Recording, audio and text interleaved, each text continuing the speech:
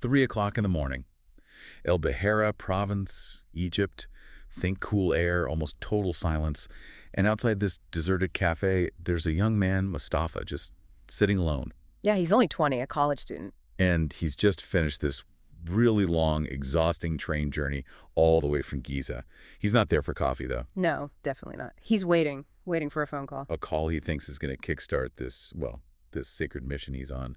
Something about honor, vengeance, even love. And that scene, that isolation, it's chilling because it's exactly what the architect of this whole situation wanted. He's been psychologically primed. Primed. Yeah, the exhaustion, the tension, being alone, far from home, it's all part of it. We're looking at a crime, but not some impulsive act. This was built piece by piece through digital manipulation. The real weapon here was his own heart, his urge to protect. Okay, wow. So let's get into the setup. It's 3:15 a.m. His phone rings. Yeah. Facebook call. The name, Raghda. And her voice is quiet, very clinical almost, giving him the final instructions, Everything's ready, go to the building entrance. So he goes.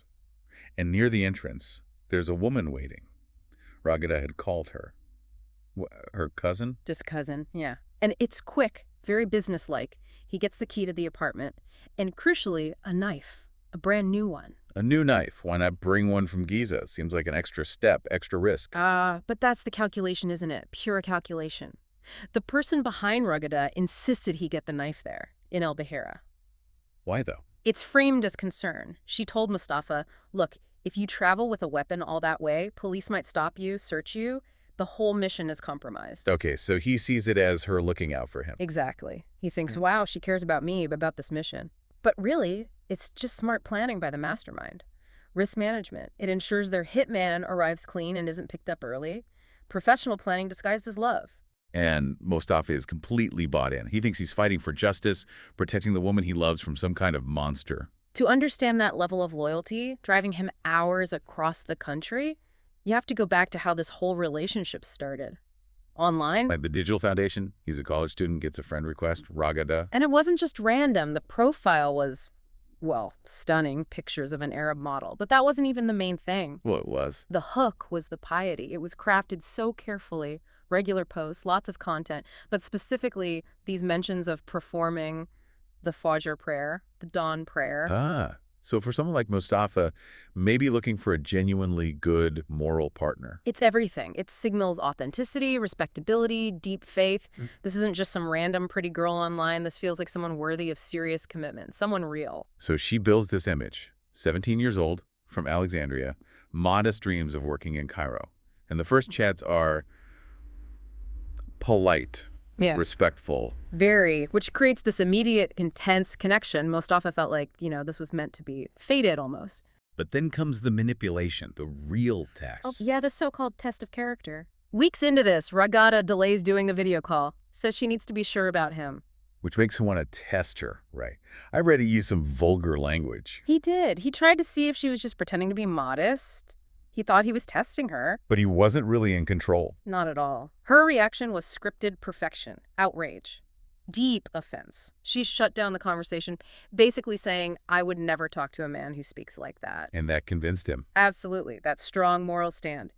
It proved to Mustafa, beyond any doubt, she was the real deal, a truly worthy partner. In reality, she had tested him, tested if he'd respect her boundaries, if he'd apologize, and he did, cementing his commitment.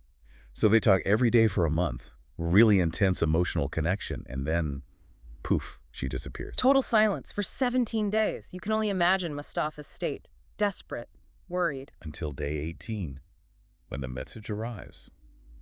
The catalyst. The catalyst, exactly. Raghda sends this devastating story. She was home alone. Her father's friend came over and assaulted her, sexually assaulted her. Oh, wow. And the story continues. Huge family scandal, immense pressure to cover it up quickly, and she was forced into marrying the attacker immediately. So she presents herself as completely broken. Her dream, their relationship, destroyed by this aggressor. And Mustafa just refuses to accept it. He feels wounded, not just for her, but for himself. His love, his connection has been violated, taken by this monster, and in his mind, driven by, cultural ideas of honor and protection. His path becomes clear. Kill him. Restore her honor, restore his own, take revenge. And she seals the deal. tells him she's moved to El Bahera now, gives him the address, the husband's house, supposedly, and confirms the plan with the cousin meeting him with the key and the weapon. The emotional manipulation is complete. It's now focused into lethal intent. Which brings us back to that night. Around 4 a.m., Mustafa goes into the apartment, finds the man asleep, the supposed rapist. He stabs him multiple times, convinced he's doing the right thing. Justice, honor, love. Then he leaves the knife, leaves the apartment, and heads straight back to Giza. Mission accomplished, he thinks. And just like that, the Raghda profile vanishes again, this time for good. Mustafa's waiting for contact, but nothing comes. Then, 10 days later, the police show up at his door in Giza. He has no criminal record, right? So he probably just confesses. Immediately. Tells them everything. Claims defensive honor. Details the whole story Raghda told him. The violation of the woman he loved. But his confession, it was just the final piece of their puzzle. A plan that had zero to do with honor. Because Raghda, she never existed. The man he killed wasn't some random aggressor. It was Mohamed, 35 years old, a wealthy local businessman. And the real players. Let's pull back the curtain. Sheimaa, 32 years old, Mohamed's wife, they'd been married 10 years, and her lover, Mahmoud, 28. So, an affair. Why kill the husband? Sheimaa felt neglected. Mohamed was apparently obsessed with his business. She and Mahmoud decided he had to go. But Sheimaa didn't want a typical murder plot where they might get caught. Exactly. She insisted on something different. A new kind of plan where neither she nor Mahmoud would be anywhere near the suspicion list. Which is where Raghda comes in. It's pure social engineering for murder. Sheimaa built Raghda from scratch. The models, pictures, the fake piety, everything. Specifically designed to lure in someone just like Mustafa. Emotionally vulnerable, maybe a bit naive, and crucially, far away. Perfect description. A college student in Giza. Distant, no local ties in El Bahera. The goal was to outsource the murder itself, find a perfect scapegoat. Why distant, though? Wouldn't a local be easier to find? But see, a local might connect things back to Sheimaa or Mahmoud. Might know Mohamed, a student from Giza. Zero connection to their world. He's easy for the police to trace after the murder through the digital trail they deliberately left. But impossible to trace back to Sheimaa and Mahmoud before the murder? He's the perfect firewall. Precisely, the traceable, disposable pawn. And the staging after Mustafa left. Uh-huh. That was meticulous, too. Mahmoud was involved. Oh, absolutely. Mahmoud was apparently waiting nearby, maybe even inside or on the roof. As soon as Mustafa was gone, Mahmoud comes in. He gives Sheimaa a serious head wound. Makes it look like she fought back. So it bleeds. Looks convincing. Right. Then he ties her hands and feet, all done very quickly, maybe by 4:30 a.m., and then he makes his escape over the roof to another building. Clean getaway before anyone's awake. The head wound is key, isn't it? It supports the story of an outside attack, not something domestic where maybe she let the killer in. Exactly. It steers the police away from thinking she was involved, or that someone used a key. So then Sheimaa starts screaming for help. Police arrive, and she doesn't just say, "I was attacked." She has stories ready. 2 stories, fully formed, incredibly detailed alternative narratives for why her husband might have been murdered by, as she claimed, 2 masked men. 2 men, not 1. Correct. Her story involved 2 attackers, and the motives she offered. First, a dispute over trading illegal antiquities. Very dangerous world. Okay, complex external enemies. Second story, a fight over a land brokerage fee. Her husband supposedly cheated someone out of money. Again, points to external, potentially violent people with a motive. Why offer such specific, high-risk criminal reasons? Because it immediately directs the investigation away from the home, away from her and Mahmoud.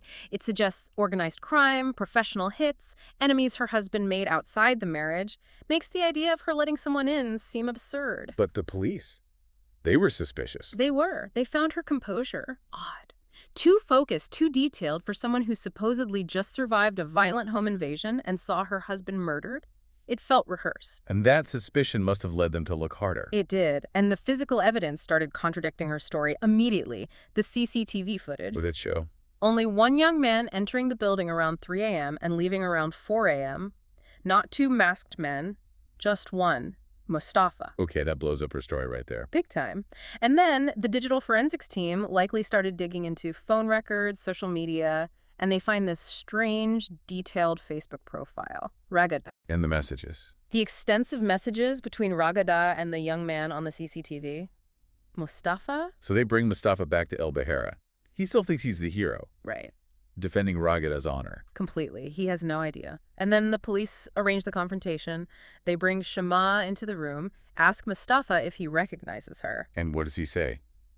Does he recognize her as Raghda? No, that's the bombshell. He identifies Sheimaa instantly, not as the 17-year-old Raghda he fell in love with online, but as the cousin. The cousin. The woman who met him hours before the murder near the building and handed him the key. And the knife. Oh my God. The whole thing must have just crashed down on him. In an instant, Raghda wasn't real. The rape story was a lie. The man he killed. Sheimaa's husband of 10 years.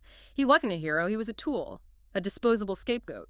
And for Sheimaa, her plan collapses. Utterly. The one witness who could place her physically at the handoff, providing the means, was the killer himself. Faced with that, she confessed everything. Mahmoud, too. The sentences. Sheimaa, the mastermind, received the death penalty for Mustafa. The sources mention some ambiguity around his final sentence, which is tragic in its own way. A victim of profound deception, yet still the one who committed the act. It's just staggering. This wasn't a crime of passion. Not for Sheimaa and Mahmoud anyway. It was cold.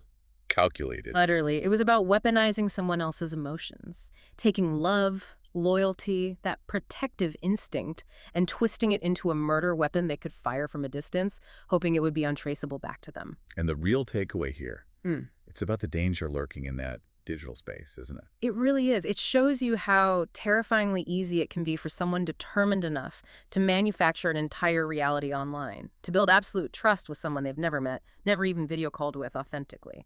And then leverage that trust for something lethal in the real world, basing life-altering decisions on a screen, on someone you don't truly know. Exactly. It makes you think, doesn't it? How many connections, how many intense online relationships are built on foundations that might be completely fabricated? Someone curating a persona, not for love, but for a hidden endgame. A truly chilling thought to consider. We'll leave you with that until our next deep dive.